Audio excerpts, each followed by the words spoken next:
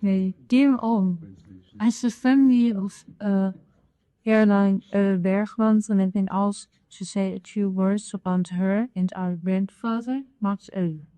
We are deeply honored and sincerely thank you. In addition to my younger sister S. May, my cousin Bart is also present today. As the second oldest grandchild of their middle daughter Caroline, I would like to share my memories of my grandparents with you. I had an especially close bond with my grandfather, and my grandfather was important to me as well.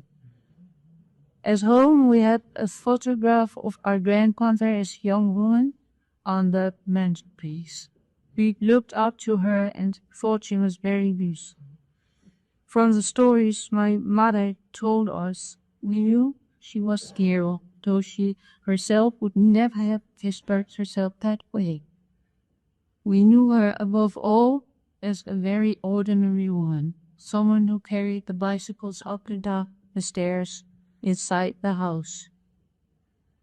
The only thing my grandmother ever personally told me about that time was that before the war, during a trip to Germany with my grandfather, she has heard Adolf Hitler speak, who she called a loudmouth's rendering. My grandparents did not speak about the war, nor about the roles they have faced in this. Everything went on below with my mother. She told us about the two Jewish girls who were in hiding during the war in the attic room of their house in Oxfam South, and about my grandfather, who arranged food transports for Jewish people in Halle. My younger sister Esther heard that our grandmother helped people from Germany cross the border near Overijssel. It is likely that she did this as part of her work for the Wuppertal Committee. My grandmother and grandfather were modest people, always occupied with helping others. Status meant nothing to them.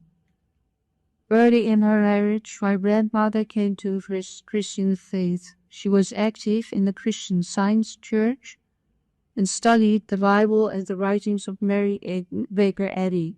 From that faith, she wanted to do good for others, to work for people, as she called it. Perhaps that was also the driving force behind what she did. When I was young, my grandfather came to our house to give Bible lessons to a school friend of mine and me. She had a strong sense of justice. Once when our nanny was not allowed to sit with the family during her visit and had to remain in the kitchen, my grandmother stood up for her. My grandmother was patient, dependable, and listened without judging, and she could love women.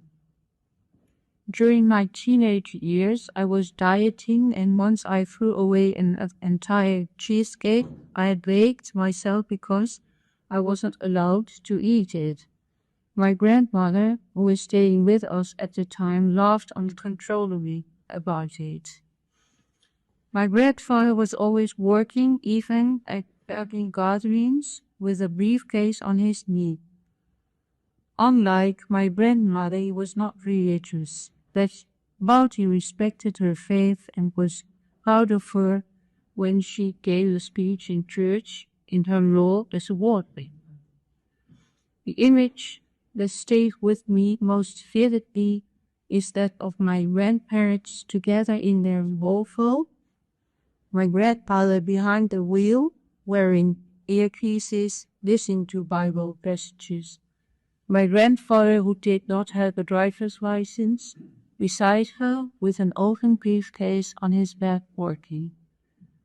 I once dreamt that I was sitting in the car with my grandmother. What I remember most of all is the feeling of safety I experienced with her. I still miss her.